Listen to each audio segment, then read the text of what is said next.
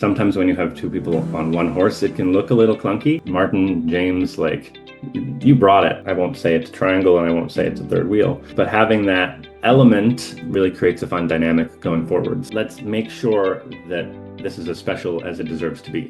And let's give Nathan that opportunity.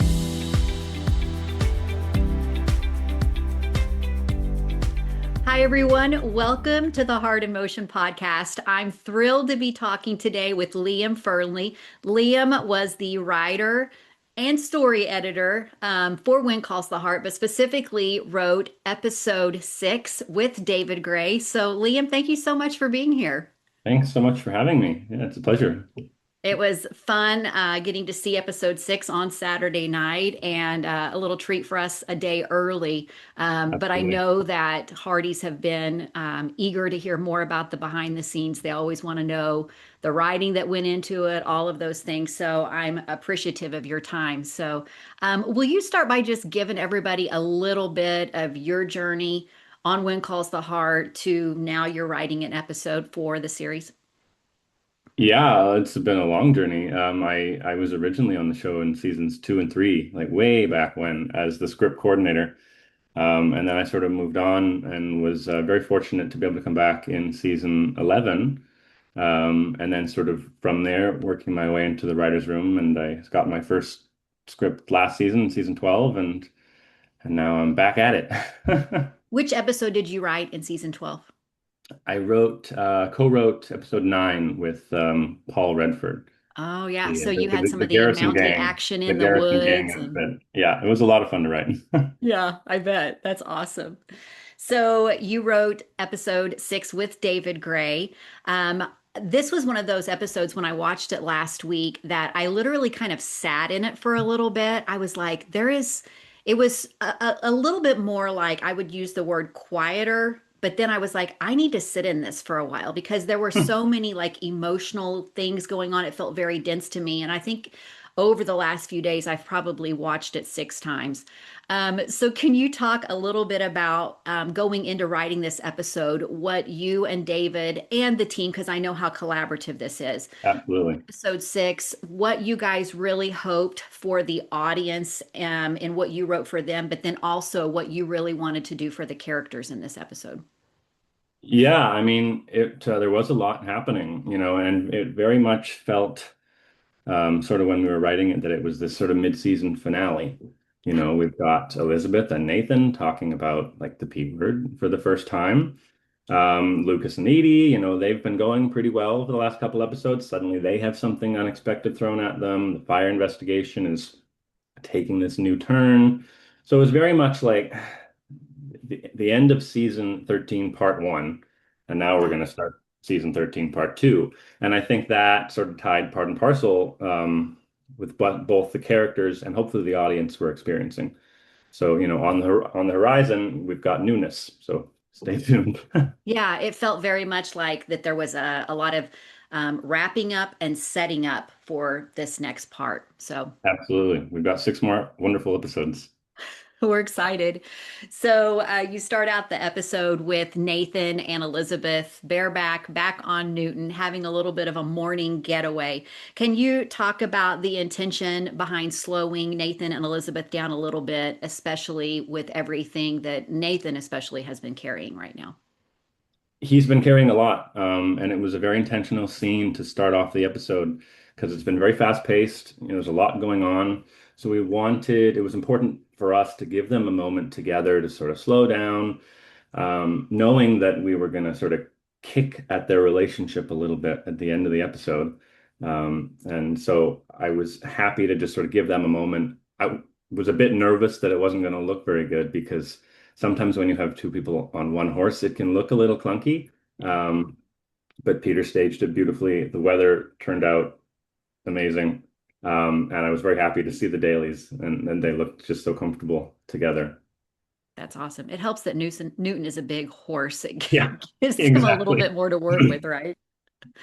So in those moments, like I think that one thing that fans are wanting to understand through that process is navigating those moments with Nathan and Elizabeth of when is it the appropriate time for them just to kind of be in that moment of talking and checking in on each other versus more of those romantic moments. So, do you guys have those conversations in the writer's room where it's like this one is going to be about a check-in. This one is going to touch into that romance side a little bit more. A little bit, you know, I mean, we have so many characters and storylines to service that, you know, we always try to make Elizabeth the A line, the A Yeah, story. But sometimes that means that she's not necessarily doing too many romantic things with Nathan, yeah, because she might have a school story or whatever. So yeah, we try to make when we're, you know, plotting out the full season that we give them enough, you know, moments together. And this episode in particular was really a Elizabeth Nathan episode. yeah, for sure. Yeah. So there's almost this domestic feel in this episode. We are seeing them quite a bit now. They're sharing meals, sharing space, sharing responsibility, not living together, but they're feeling that family and that, couple vibe already. It was fun for me to even hear Bill say, as he and Georgie show up for dinner, thanking Elizabeth and Nathan, even though it's Elizabeth's house, right? It's like Bill is even feeling that at this point. So, Mhm. how intentional is it right now in that playing house feeling as part of their story? It's, I think, pretty intentional. You know, we knew that we were going to start them talking about sort of the next step. So to see them sort of already kind of comfortable with it sort of helps maybe them realize what might be on the horizon. You know, that whole sequence, it became very much like a one-act play Yeah, between the four of them, yeah, which made it a little tough at times to fit the rest of the stories in, because it all takes place in one day and most of it's in one night. So luckily we were able to figure it out and make it fit the puzzle pieces. But yeah, I think just getting comfortable and seeing that they're comfortable hmm with this sort of cohabitating, you know, hopefully in the future, bliss was important. And other yeah. It was characters fun. recognizing it too. And yeah, absolutely. Yeah. And noticing that and just that it's just kind of becoming a norm for them was fun to watch for sure. So the lemon curd scene gets played for humor, especially Bill and Georgie calling out Nathan, and it feels very symbolic. So can you talk about creating that moment in order to lead to that next big thing that Nathan and Elizabeth haven't talked about? All of those scenes were in service of getting Nathan on the hot seat. Yeah. You know, so that we could prod him and prod their relationship through LJ. But we also, you know, we knew that Georgie was going to be coming back in this episode, so we wanted to quickly get her and Bill together again because they mesh so well. And you know, the lemon curd just sort of became this super low stakes way to create a little drama and tension, still infused with the humor that we all love, so that we could sort of push Elizabeth and Nathan into these conversations that we all want them to have, hopefully pretty quickly. Yeah. Well, we're very thankful for lemon curd, even though nobody likes it. We're also thankful for it. So, I'd never even heard of it before writing this episode. oh, it was great. And even Rosemary's reaction when Elizabeth, do you like it, right? I mean, it was Pascal played that off so well. So, That little final exchange wasn't in the original draft, and oh, really? it really felt like that scene needed a button at the end. hmm So I'm very happy that we that we were able So to put that that was in. that entire scene between Rosemary and Elizabeth. It wasn't in the first draft. Oh no, no, the scene was just Okay. the button at the end where Yeah. Elizabeth asks, "You like my lemon curd, right?" hmm That wasn't in there. So just kind of button that scene with a little Yeah. humor. And her face was Yeah. priceless. So, Rosemary, let's talk about that scene because Rosemary openly wonders, well, why didn't Nathan just say, yeah, I plan on, marrying you? So, from a writing standpoint, why was it important that he didn't answer directly in that moment? Um, I mean, you know, we wanted to sort of get them on the hot seat and kick at them, like I mentioned, but we also we didn't want Nathan to be forced into anything. You know, I think obviously it's natural if you're surrounded by all those people, one of which is pretty much a stranger in Elmore. You're going to flounder. And I think it would have been unfair to Nathan and certainly unfair to Elizabeth if things didn't progress in a way that they were both comfortable with. But in that moment, we get him thinking about the future. And as I said, this episode was sort of the end of part one of the season. Yeah. So, we didn't want to rush them into anything that they might regret. And to a large degree, he didn't shy away from it. I mean, he Oh, went yeah, there quite a bit. And we also learned that, Elizabeth, they're always covering each other. And she could have shut it down to where he didn't have to give anything. And it helped us to see, and Nathan even see that no, she wants an answer. Like, well, what is he thinking? So it kind of, for us, it helped us to see that that door is open as well. So 100%. Yeah. yeah. All right, so Nathan admits that he's thought about marrying Elizabeth, but he also admits that they've never really talked about it. He says that there are reasons he's hesitant that have nothing to do with how he feels about her. So, what is still unresolved for Nathan internally at this point in the season? I don't think it's so much that there's anything unresolved. But he wants it to be on his terms, like I mentioned, and then we as an audience want it to be on his terms. I think it's going to be way more fulfilling as an audience member, rather than having a character sort of backed into a corner. Mhm. But let's make sure that this is as special as it deserves to be, and let's Yeah. give Nathan that opportunity. Yeah. I mean, we've seen Nathan grow so much over these. We saw a little bit of that awkwardness in this episode that we've seen Nathan play out in past seasons, especially on the romantic side. And we've seen him develop confidently. And so it's like you want to give him that chance to be able to command this all the way through and create something really special for them. And hopefully this serves as a catalyst to him Yeah. to sort of move in that Jump direction. start, right? Yeah. Yeah. There's a quiet callback to season 12 when Nathan calms Elizabeth by asking her to feel his heartbeat, which was a really special scene. How conscious was that connecting to that moment? And what does it say about Nathan's expressing that commitment versus like the way he chose to do it versus just actually talking about it, which he kind of did Yeah. talk about it a little bit. Yeah, and that was a fully conscious, flashback or callback, sorry. And yeah, it's like I said, there's been a lot going on this season for both of them. And this episode, we really wanted to focus on their relationship and figure out sort of what it is and what it means to them and what's gonna, moving forward. And that we're able to harken back to all the progress that they've already made together and sort of remind ourselves and have the characters remind themselves that they're in this for the long run, and good things are hopefully ahead.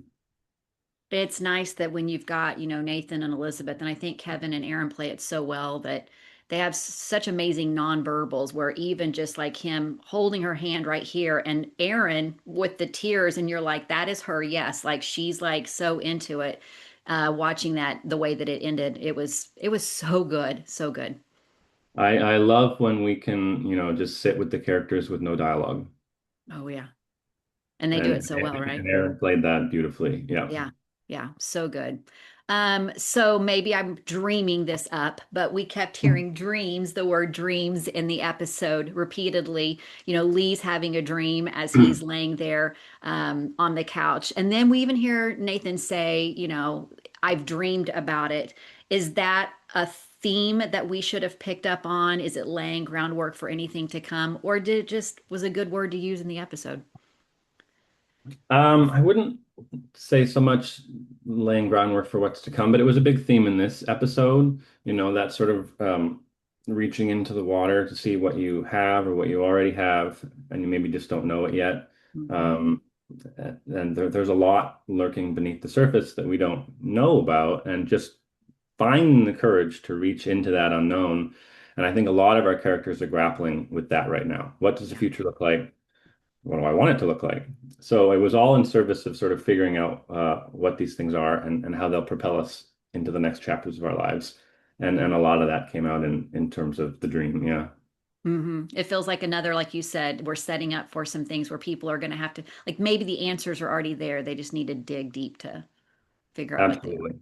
Yeah. Yeah. Lee's dream sequence was really fun to watch. I remember seeing him, Lee's out on the dock and he's fishing. And I'm like, Lee's fishing? And then, of course, we see him later. But when you saw the dailies come in on that dream sequence and he's laying there, and even Rosemary's reaction with Freud, what did you think about that? I was so happy, even that we could just do it. We don't often do dream sequences in this show. So when I wrote it in, I was very happy that no one balked. We could have had him just laying on the couch, Hmm. recalling his dream to Rosemary, but that would have been sort of the easy thing to do. So the fact that, production was able to humor us a little bit and get him out there on the bridge, it looked so good in the dailies. Oh, yeah. Yeah. When Uh, you write something like that, do you have in mind knowing where it could be filmed, or is there conversations like, hey, we want to write this scene. Can we? Is there a place to make it happen? I mean, you're familiar with the on area. this show, it's a mix of both because we always shoot obviously in one place. We've got Jamestown, which is where we shoot, and then the surrounding uh, nature, right? Yeah, yeah. So we usually have a pretty good idea of, well, this we can set here and that we can set there. But sometimes, yeah, we'll just sort of hope and dream, and then hope that they are able to find or service our wild imaginations. That would be, I guess, like when Lee and Gwen get in the car and they stop at the gas station. Was that one that you're like, all right, Sarah, what can you Yeah. guys come up with? It's a great example. We originally that scene was them driving, but the cars were so loud that we would have had to ADR all their dialogue. So then we are like, well, okay, how do we do this so that we can just stop the car? Why would they need to stop the car? Oh, well, maybe they could fill up with gas. And we figure out a gas station. Great. And it's fun for Sarah and her team. I mean, I know I listened to her on, Edify's after show, and she was like, "I love a good challenge like that. What can we come up with? What can we create out of, what everybody's already so used to seeing?" So that was fun. And the another one, and props to Sarah, the cafe in Union City Oh that yeah, Gowan yeah. and Christopher, that was in the salon. Oh really? Yeah. Yeah. I always So wonder, with the that being so big, and then the mayor's office, it's like, okay, where is she going to land on moments like that? So yeah, her and Peter, the director, they really sort of crafted a way to shoot it in the salon that made it seem bigger than it is. yeah, And it looked great. it looked really big, and that isn't that one of like the smallest places It's a small at set, but Jamestown? they did some camera trickery so that they moved the table that they were sitting at, depending on if they were, looking at Christopher or looking at Gowan, so that there was more space behind them Yeah. in each angle, and it really fooled the eye. Bravo. That's awesome. So that quiet moment with Gwen and Lee really stands out. We have loved the dynamic of having Gwen be there with Lee and Rosemary this season. What a nice addition. Especially knowing, I know Kevin shared when he was on our podcast junket that um, Peter was getting the vibe that he could really push those limits with Alex, that she could handle those scenes like that. So when you saw that moment, not only at the gas station, but then them fishing on screen, what did you think about those moments? I was so excited to see all of those scenes. When we saw in the writers' room, when we saw the chemistry that they had together, before this episode, Yeah, we were like, okay, what else can we do with them? What else can we do with them? yeah, Because Alex kept just knocking it out of the park. So we ended up tossing a lot at her, and especially in this episode, a lot of emotional stuff. yeah, Some of that fishing stuff was, part of what I was still trying to deal with my father. yeah. There's a couple sprinkled things that are sprinkled in there, like the constellations. My dad was a Hmm. big, fan of space and all things space, so there were little hints of that. So yeah, when I saw the fishing scene, I was just thrilled that she pulled it off and that Cavan was right there with her, and it it was all perfect. Is it fun for you guys, like when you see dailies of the earlier episodes and you see that something is working really well, to go, okay, let's jump in here and kind of make some shifts in our writing or whatever based on what we've been seeing in the dailies early on? It is Because I know something you we guys do have a sometimes. pretty Yeah. set, like where we want to go, but you still have some wiggle room in between, right? Yeah, and when we see, especially, I mean, we've got some great kid actors on this show, Yeah. but certain actors have different talents, right? So when we see that one particular actor has certain talents, we can go down that direction a little bit more than we had maybe originally planned to. Yeah.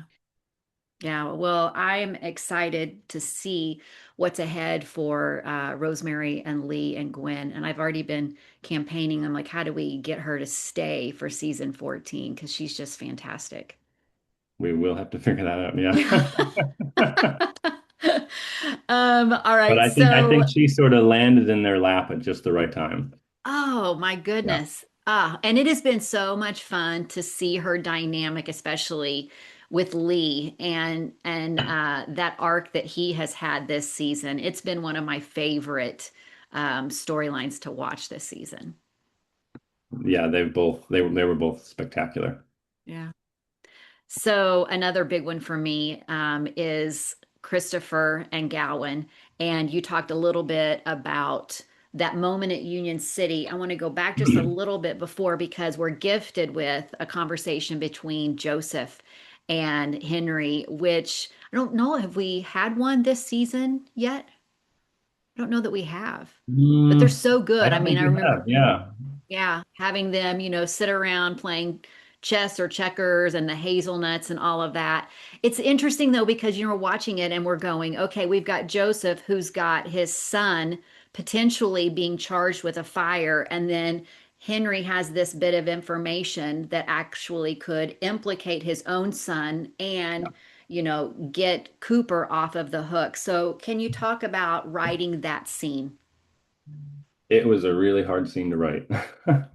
Oh, Um, this is but interesting. Yeah. but luckily, I mean, the reason why we did it is because of their relationship and because of the chemistry that they have together. But yeah, that scene went through many different iterations.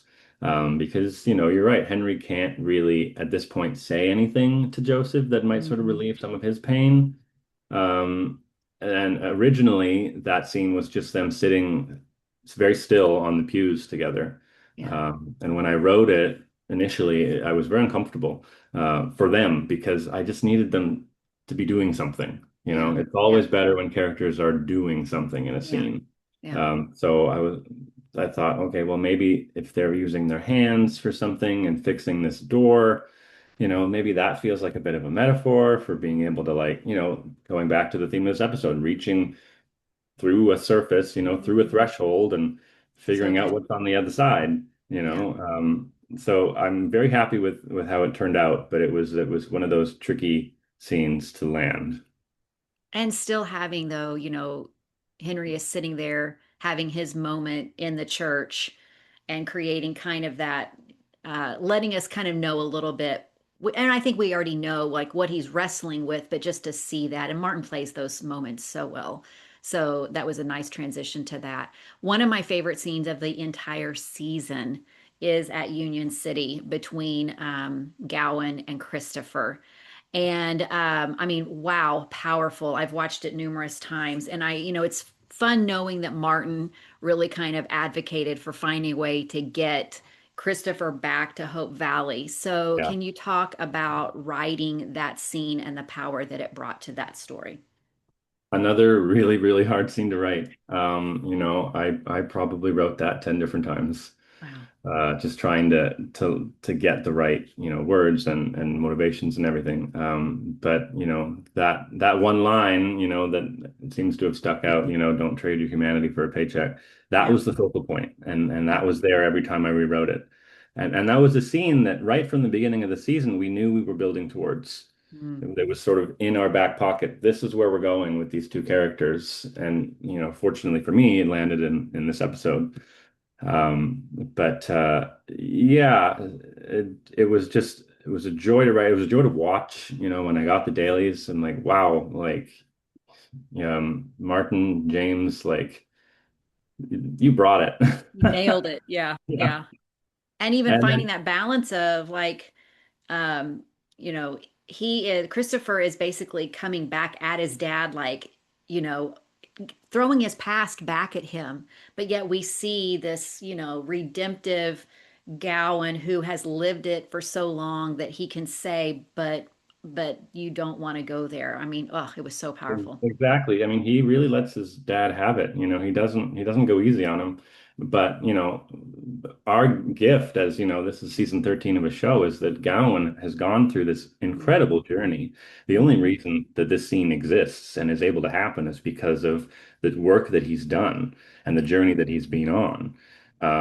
So it was, you know, just character development, that doesn't always necessarily happen quickly. And if you're interested in one season or a movie, but we've got 13 years to sort of fall back on, and the history also that we've got with his son that we've seen on the show too. And he can now sort of come at it with a new sort of wisdom. Was like, don't go down this path. I know what you're saying is 100% true. I was that person, but I'm not anymore. And Mhm. how do I figure out how to help you so that you don't become that person too? So good.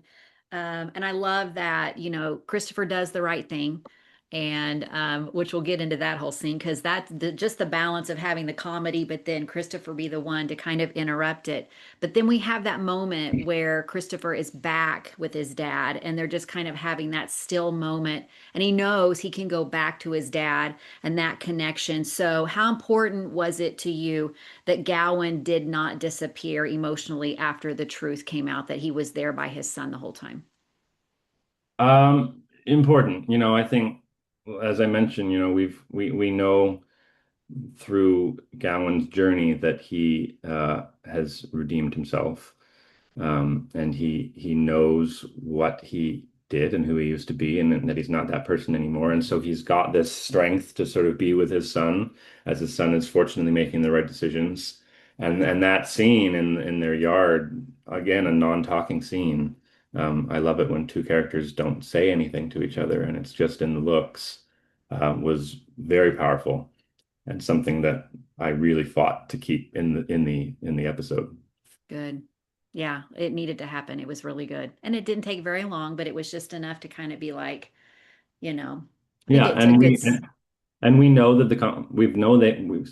we know that they've had the conversation, yeah, when Christopher went back to him, but we don't need to hear it. We know it already. you know what happened. Yeah. Absolutely. Yeah. And that was another location that we haven't seen very often. That was the back of something. What was that the back of? I'm not 100% sure. Sarah would be the person to ask. That was, I think it was yeah, near delivery. yeah. Another like, okay, let's create something out of, I recognize it. Now it's not coming to mind, but another, and just the darkness of it at night, them coming back together. So, Yeah, we did um, see it a little bit in episode 5. yeah. Um, Oh, that's true. Yeah. yeah. All right. So, Christopher interrupts the polygraph scene. So we've set it up now that the polygraph has came to town, which seems like the perfect opportunity to, get Nathan thinking about what's going on. So bringing the polygraph to Hope Valley, it's one of the funnier moments, but also setting up something pretty serious, high stakes. So what made it the right moment to introduce it in this episode? Um, I mean, right at the beginning of the season, in the writers' room, Joy, our showrunner, had us all come in sort of each day with a little show and tell on terms of like, what are some things that were invented or came out in the early 20s. Yeah. And two of our writers, Gina and Aurori, brought up the polygraph. It had just been invented in 1921, I believe. So we knew right away, obviously, we're going to bring a polygraph in this season, and it's going to be something we can play for comedy. Um, it sort of naturally just fell to this episode and this sort of low stakes environment filled with a little humor that we could sort of kick at Nathan and Elizabeth a bit. And it ended up being very fun.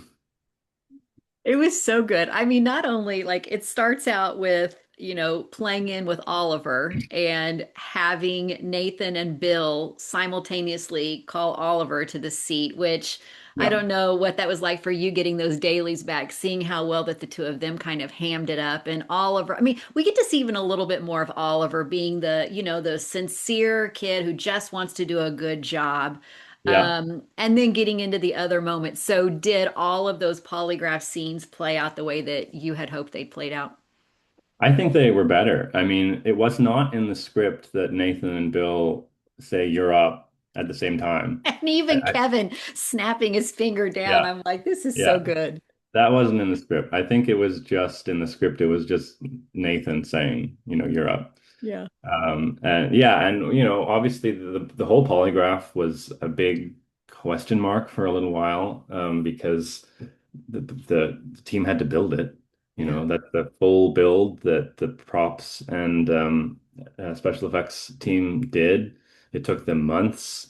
They were able to, in the end, control it, so that we could have the little ticker where we needed it to be at any given Yeah. moment.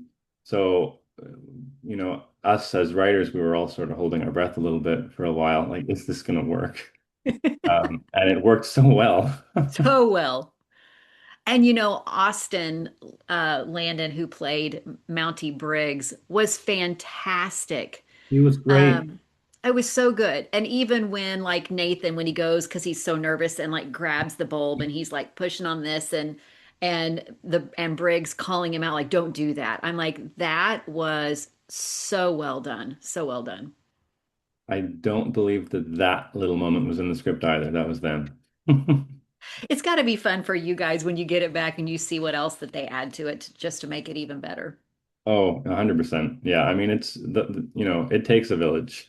And yeah, we may provide a script, but it's what happens on set that really is where the magic happens. Oh yeah. I still laugh at even when he said, the phrasing of the model 45972G, like calling it out. Did you put that in there? That was David. Yeah. Nice.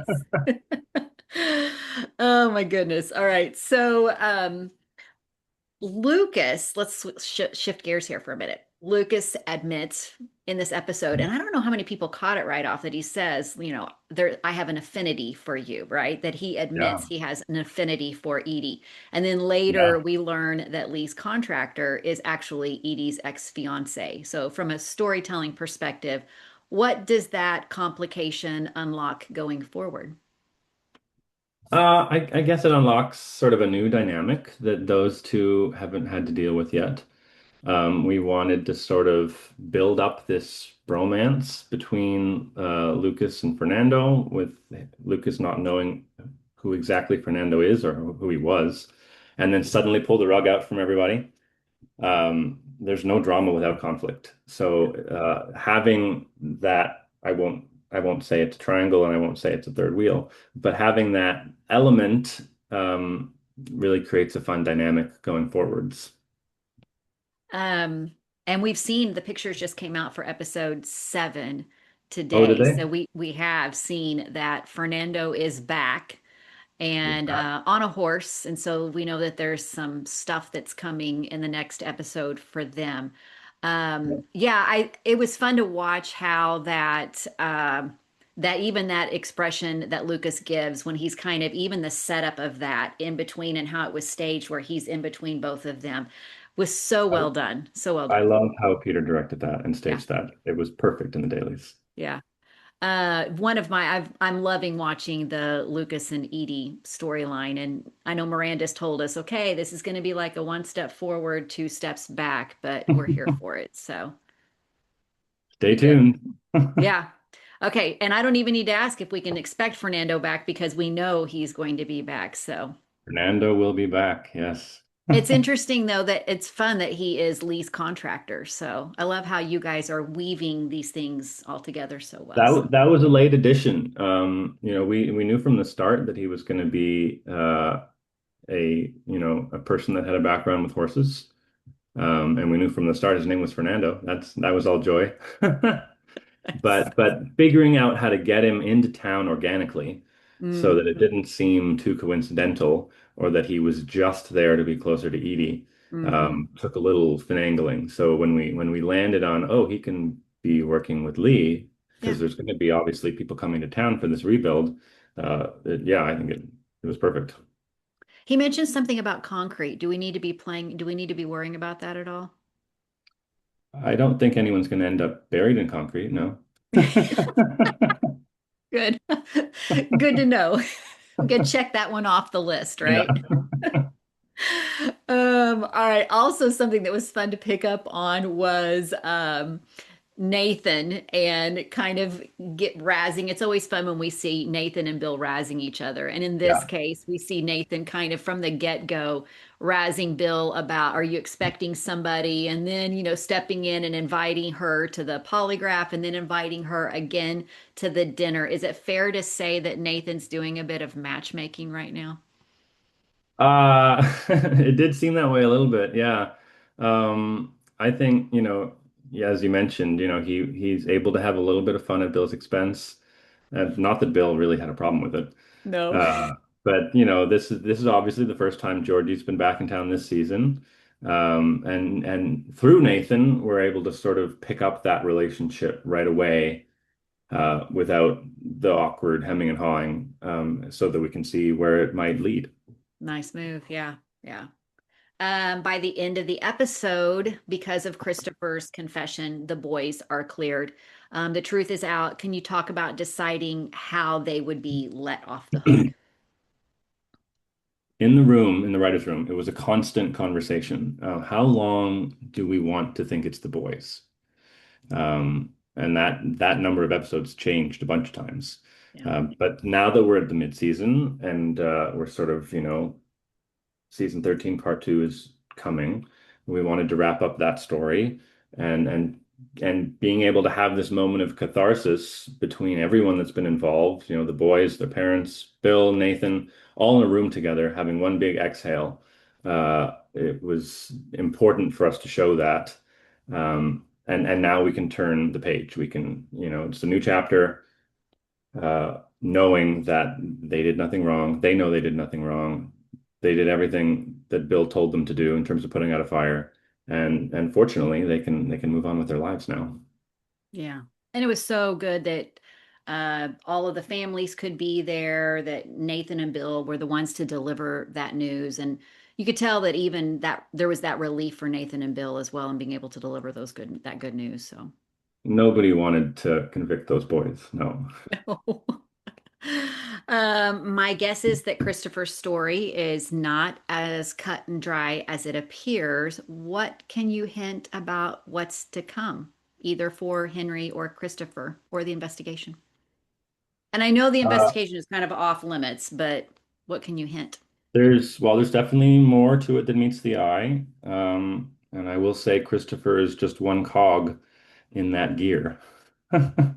Yeah, and we've seen a great preview that for next week with, I saw that. um, Yeah, yeah, it's it's exciting. always fun to see what they're willing to share with us right after we see, the previous episode. So we'll get to see some new good stunt stuff between him and Nathan. So that'll be exciting to see. Yeah, it's a fun, sticky but fun episode. I hear it's a pretty fun episode. Yeah, Okay, so this one has really been in the chatter in a lot of threads recently, and that is that we're seeing some amazing moments between Elizabeth and Allie, but that they feel that there's missing some Nathan and LJ moments, even though Nathan had said that he's kind of the one that had created the LJ name playing baseball. So are those coming? 100%. Awesome. 100%. Yeah. Love it. Exciting for that. So, what would you say is a favorite moment for you from this episode? Ooh. I I'm very happy that I got to write or co-write this episode. It was a great one, sort of right off the bat. But I would say that the Gowan or the Henry Christopher scene, being entrusted to write that, it was very daunting, just looking at it in the outline. Yeah. Because it's a big scene that we all Yeah. knew right from day one. Like this is what we're building towards with these two characters. So I'm very happy it turned out, or the way I'm very happy with the way it turned out. And yeah, I'm quite proud of that. So, that would not only, because I was going to ask you which one you're most proud of. So, is that also the one you're most proud of? I think so. Yeah. Yeah. Yeah, it was so good. I wanted to go back. I've watched it several times. I'm like, oh, like, and Martin knows what he's doing. I mean, he's like, get the kid back on the show. Like, those moments have been so powerful to watch. So, a great storyline. Okay, so what is something that you can tease about what's to come in this second part of the season? Ooh, let's see. Well, I'm going to be a little selfish, and I'm going to say that the Scarlet Heart awaits. The Scarlet Heart Awaits, awaits. and do with that what you will. Okay. All right, that's good to know. That's good to know. Are you writing any more episodes? Or are you going to be just kind of in that story editor role? I wrote episode 8. Okay. Yeah, So you almost did back to back. almost back to back. I was writing 6, and then by the time I got back into the room, they were just finishing up breaking 7, and it was on to 8. Yeah. There you go. And did you write that one solo? Or are you back with Solo, David? solo. Solo. Yeah. That's awesome. Well, you'll have to come back. I'll be here. Absolutely. That's great. Well, Liam, it has been so great to talk to you. Always fun, I know, for Hearties to get the behind the scenes and to kind of get a little bit of a tease as to where we're going, but also really celebrate the moments that we've seen so far. So thank you so much for joining me. We're excited to see where kind of like part 2 of season 13 goes. So thank you so much. Yeah. Thanks so much for having me. What a pleasure. All right. Bye bye. Take care.